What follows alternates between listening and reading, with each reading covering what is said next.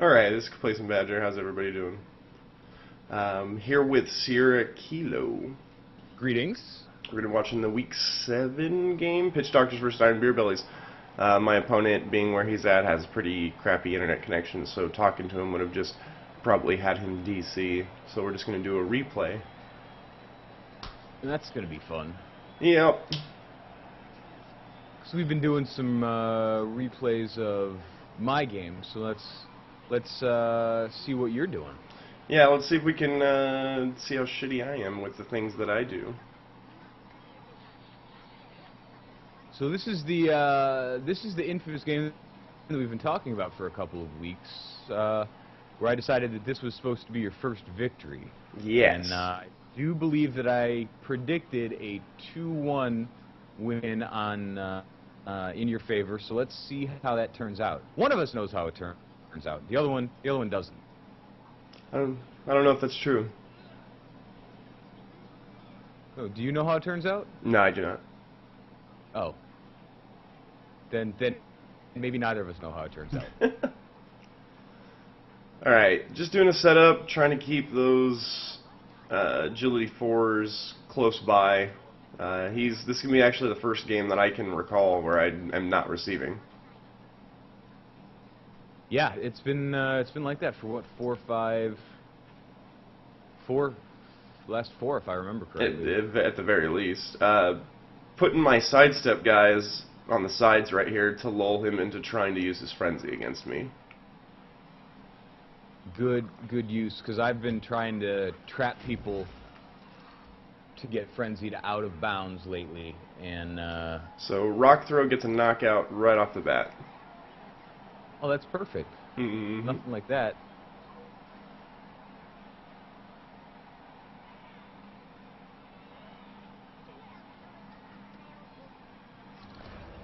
So it goes for the ball pickup first. I don't know if I would have done that, maybe mark it, but the ball pickup definitely gave me an advantage.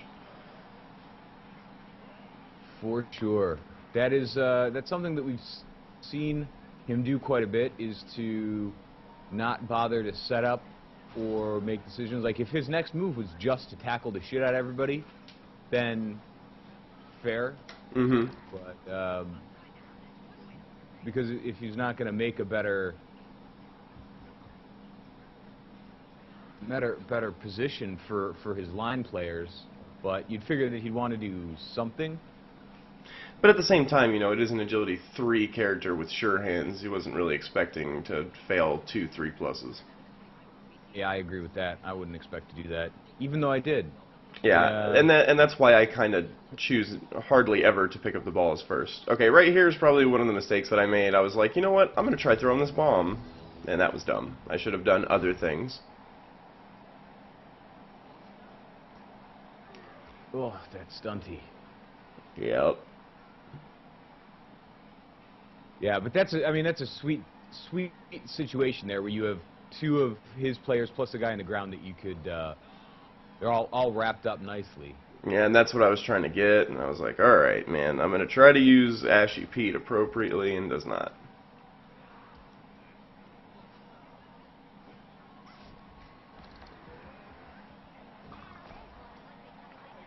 So getting a little bit tired of pushing me around there, and just kind of puts me into the dirt. Yep, that'll happen eventually. Dr. Stickman on the ground.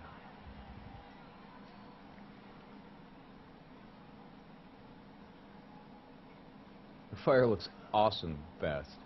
Yeah. So marking Ashy Pete, and then also the agility 4 goblin.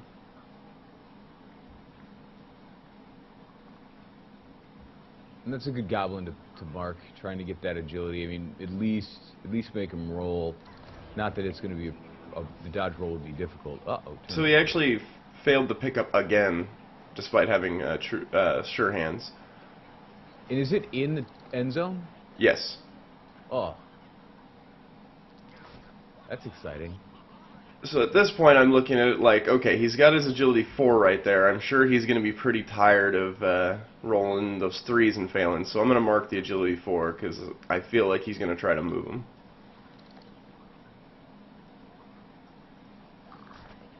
Mighty blow with that stun.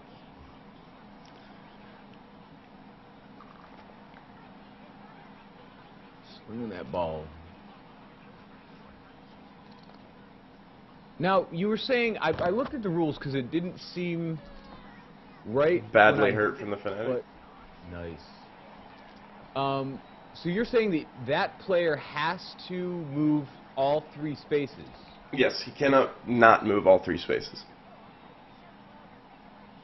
Now, where is that written into the rules? Because I wasn't able to find it. I don't know if you'd be able to real quick, but it's, I mean, under all movement allowance, but that might be because of the special ability, but... It's probably under ball and chain. It might be. That's probably the spot to look. Because that would be the one that's doing it.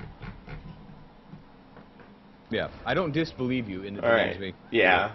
And so, trying to dodge away, failing 2 3 pluses. So, it's kind of going back and forth on the 3 plus fails.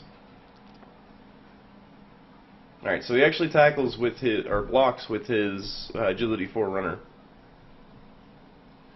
Which is something that Flying Coconuts would do, would be to tackle before dodging away. Yep. Ball and chain says that repeat this process for each and every square of normal movement the player has. That would do it. And then, but it still gives you the ability to use the going forts without using 2 going forts. You can use 1, none, or both. Yes. Okay. I guess that's fair. The idea is once you get that thing swinging, you're not really going to be able to stop it. Mm-hmm. Alright, so he actually gets the ball, moving it downfield.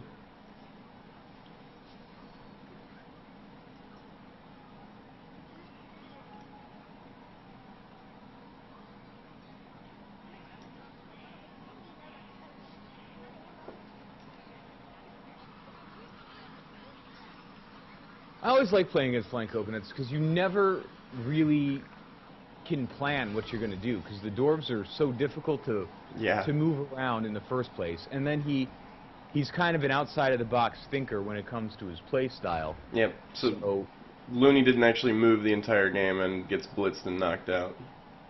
Awesome. Way to spend your money. No. Yeah. Oh, the loonies are the same price as regular goblins, right? I think so. Yeah, I don't think it's different. I also burnt 30,000 from my treasury for this game because I didn't realize that when you were the lower player, it still changes your team value when you put money into petty cash. I think you and I were talking about that the other day, where I was like, I'm pretty sure that if you put money into petty cash, it changes the team value. Yeah, I guess the way when I just kind of glanced through it, I thought it was only the higher player actually changes his team value. And so I was supposed to get 20,000 from inducements from him, and so I was like, sweet. Add 30 so that you'd have 50. Yeah, and then it ended up giving him 10 and giving me nothing.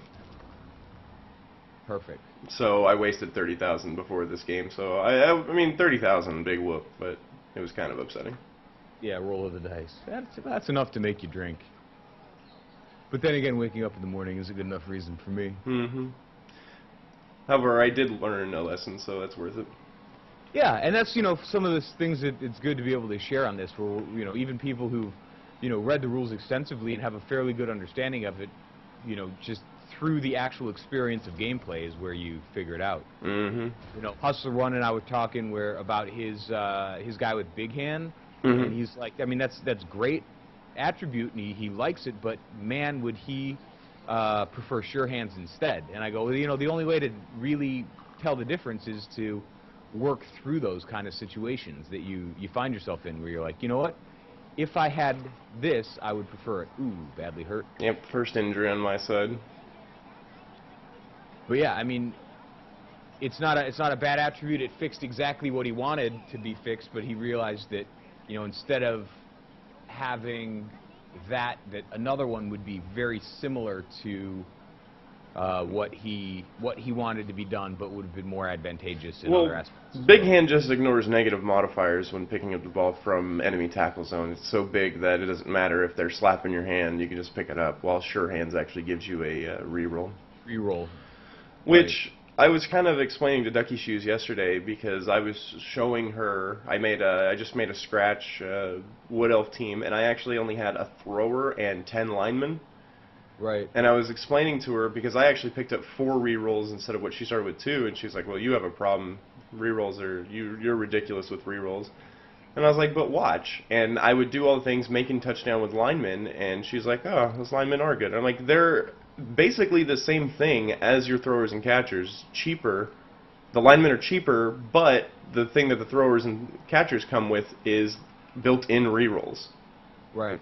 So you did the same thing, it's just my rerolls are more free rerolls to do on anything. So if I fail a going forward, if I fail a dodge roll, whereas in you don't get to. You just get multiple a turn. Right. But how many times are you going to handle the ball? Agreed. Pass and catch are extremely important abilities, but for me in the beginning, I was like picking up half price 4 rerolls in the beginning. I'm never going to need more rerolls, and it's just cheaper that way. I'll pick up players later. Yep. Pushed him out of the pitch. That goblin was in perfect space that I could push him out. So. Yep, and that's the important thing to remember, that at that angle, he was going to be pushed diagonally behind him to the space with your goblin or out of bounds. Mm-hmm. So two out of bounds places. So, watching that position, you don't have to tackle directly out of bounds as long as you have somebody in the way, because you're not going to move a player when you can move out of bounds. Yep, and ball throwing was probably the most advantageous for me. Yeah, for real. Mighty blow with another stun. That thick skull saving him. Actually, I don't think thick skull saved him that time. Nope, it was just such a low roll. I actually rolled 2 1s for that one. Victory. Yep.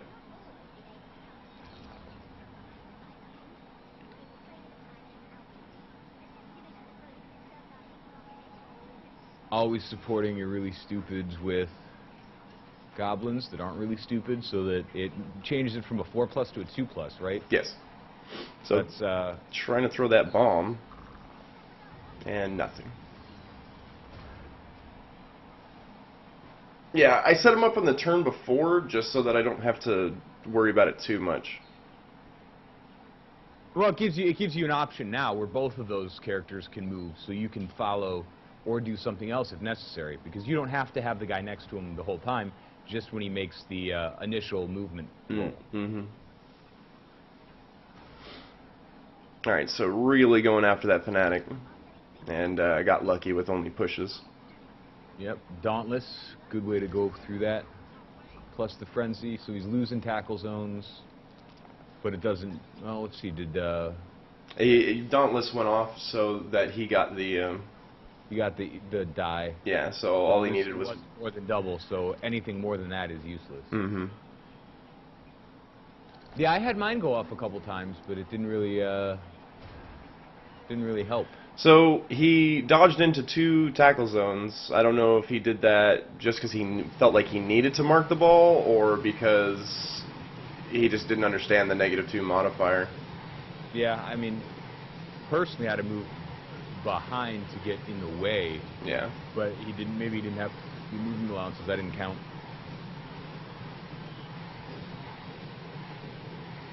All right. So getting set up here with the trolls doing their thing.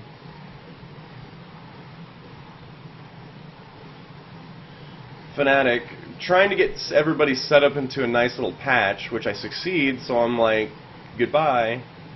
And then I'm like, Ashy Pete, it's up to you. You can bomb all these bitches.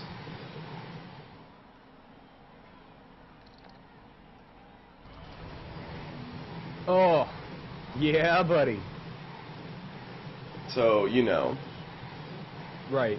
That's complacent badger luck for you. I actually, because I always get confused.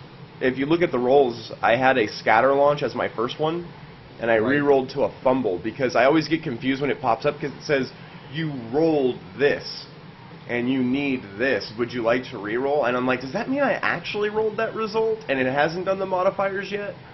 Or did it already apply the modifiers? And so that's why I re-rolled it, because I was afraid. Oh. I was afraid because it showed me a 2, and I was like, well, if I get -2, because that roll that I did would have been a -2, then it would have been a fumble. So I was like, I'll re-roll. But then I remembered all the other times where it's like you rolled a 0, which shows that it does do the negative modifiers. So, hey, dead. But he apothecaried to a smash hand. Hey. I mean, that's a hell of a thing to do, is to kill a dork. Yep. I think I killed one of his, and he apothecaried, so he's been pretty good with that. I've as well been able to apothecary my way out of a death or two. Trolls just being madmen this game.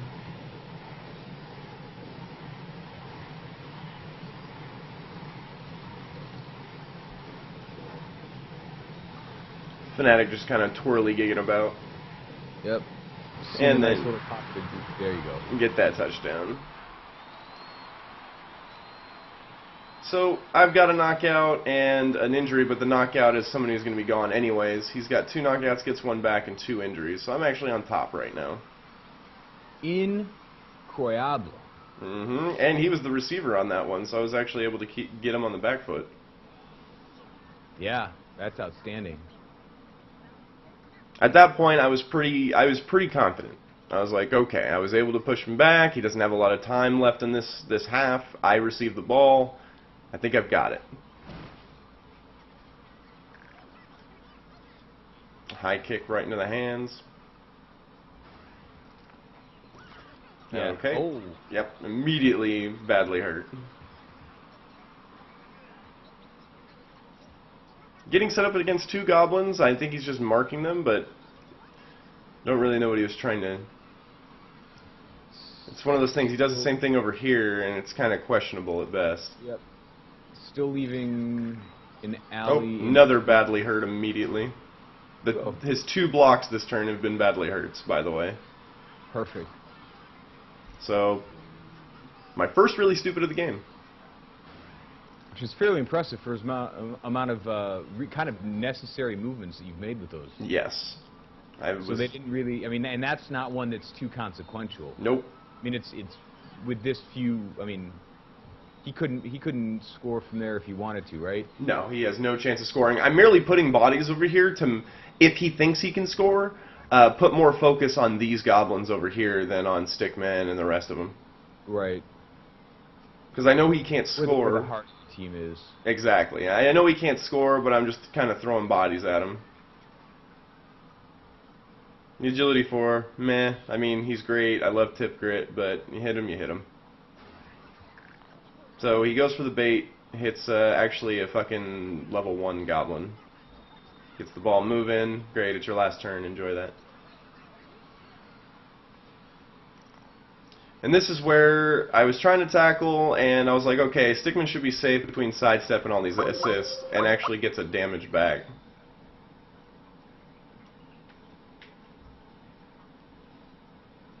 Yeah, so that was a pretty effective turn or a half for you. Yes. Are you still able to see everything? No, you're gonna have to hit it again. Okay, I'm going to pause real quick. Sorry, everybody. Technical difficulties.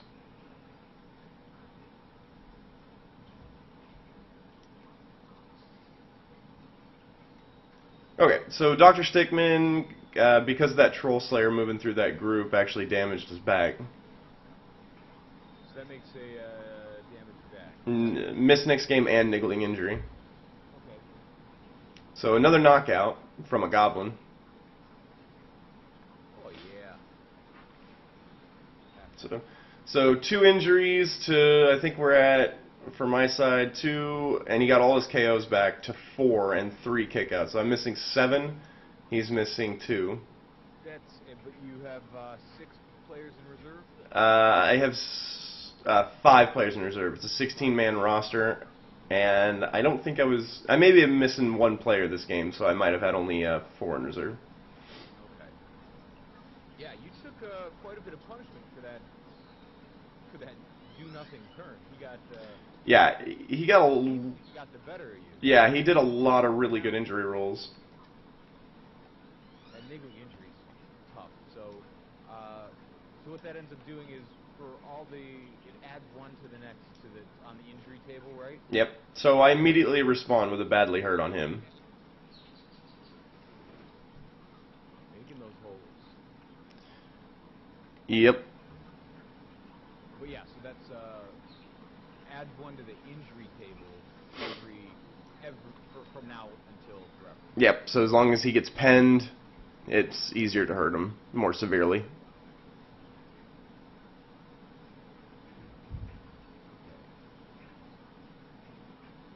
So damage back and smashed knee, I believe, are the niggling injuries? I believe so too. Okay. And then smashed ankle and damaged knee maybe are the -1 agility. I'll have to look. That injury table is pretty heavy. Mm-hmm.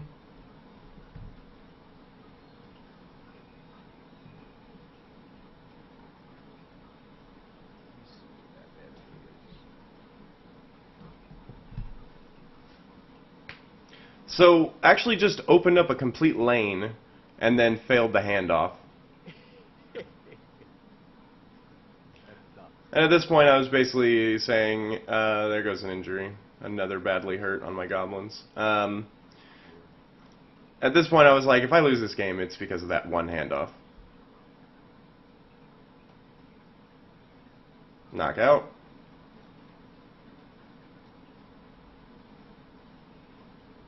He is not making this easy. No. I remember my last game with him, it was just all over the place, all the way to the end. Mm-hmm. So mark the ball, and then you know what? Agility 4 goblin. What up? just doing it. So that's out of his movement allowance. So that's a confirmed touchdown next turn. And just about, unless I do something dumb. Like not score a touchdown. Mm-hmm. For instance.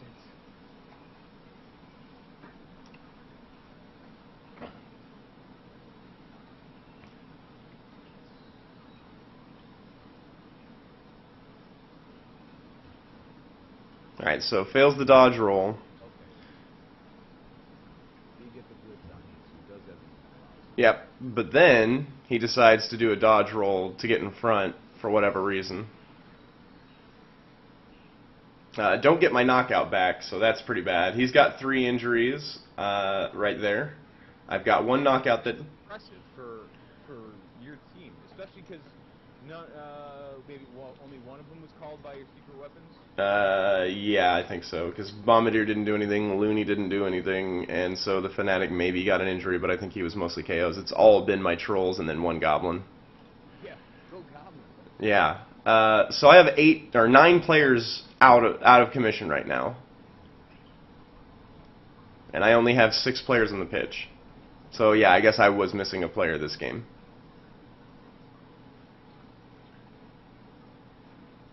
And just kind of set everybody in the back because I was like, all right, I can't.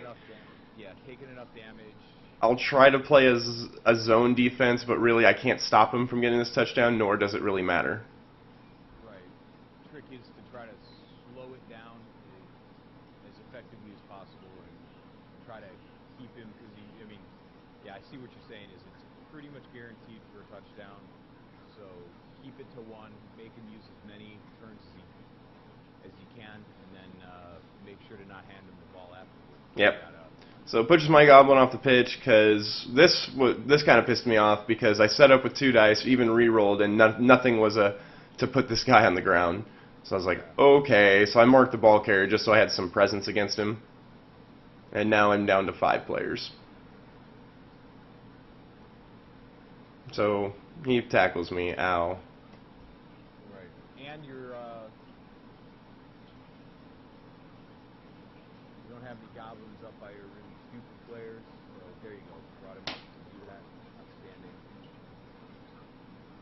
Making it hurt. Smash knee. Smash knee. Niggling injury on him. So just like we said, niggling. I mean, we haven't seen any of those in the season this far. So in 2 in 1 game. And actually, 2 goblins, 1 die tackle actually put this runner on his ass. That's awesome. So he gets in there and marks the ball.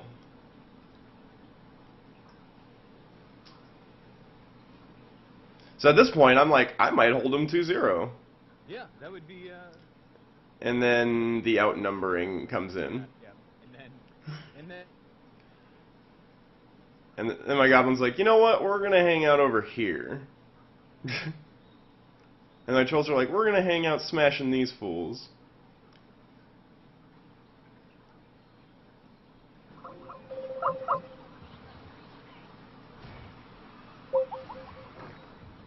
And SK has died. But I will continue. That internet. I know. Are you back alive? Yeah, I'm here. All right. I'm gonna pause this real quick so you can see the end of it. And Just a touchdown here, huh? just about. Sorry. All right, we're back. All right. So pushing dwarves around, getting set up. The ball's right there. My goblins are where you see them. Gets the ball, and is he gonna do the go for it? He does. Alright, so we're looking at 4 injuries to 5 injuries. Yeah, I was definitely putting motherfuckers down. Still didn't get my goblin back on the KO. What a pussy. Yep, so I'm working 4 goblins at this point. Just hide them all. Yeah.